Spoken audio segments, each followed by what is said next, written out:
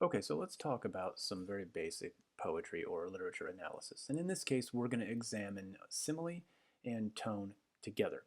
So the instructions for this particular assignment are that you read Elizabeth Bishop's The Fish, and that you identify a simile in a selected passage, and then in a clear, cohesive paragraph, explain what that simile contributes to the poem's overall tone.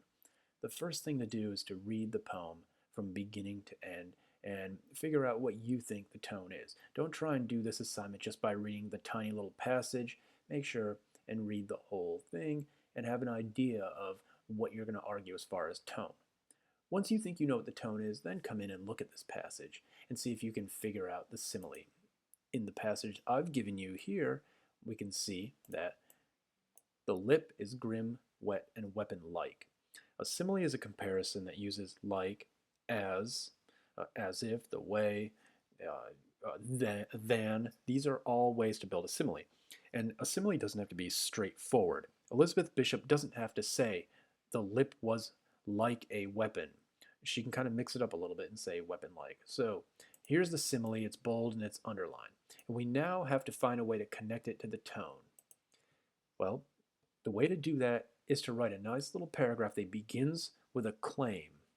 And that claim should tell me what you think the tone is and what you think the simile is.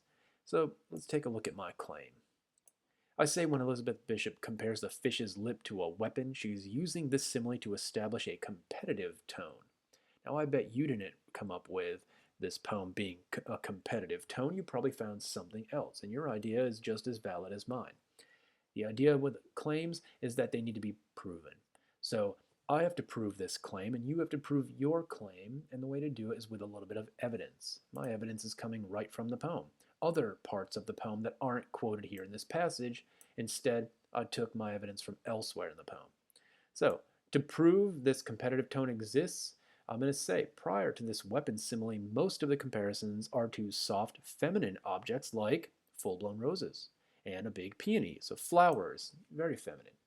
So the thing to notice is that after Bishop uses this weapon-like simile, the poem becomes quite masculine, as we see the fish presented with a five-haired beard of wisdom.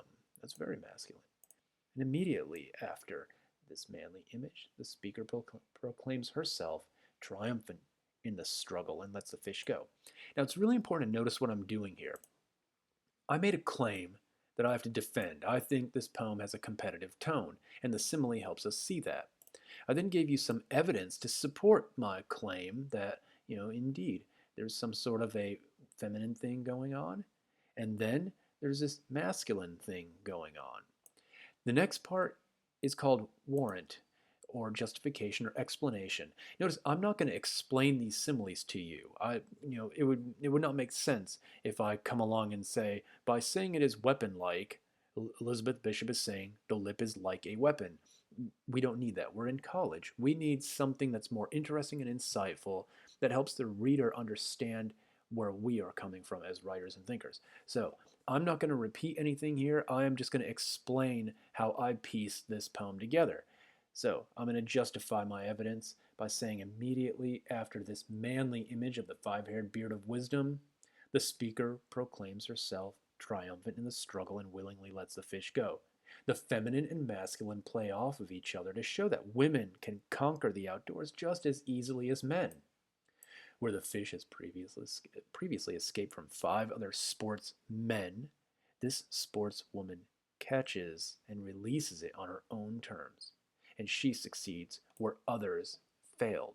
So now you can see that I set up sort of a competition between the fisherwoman and the male fish, or the fisherwoman and other, male sportsmen that have failed previously.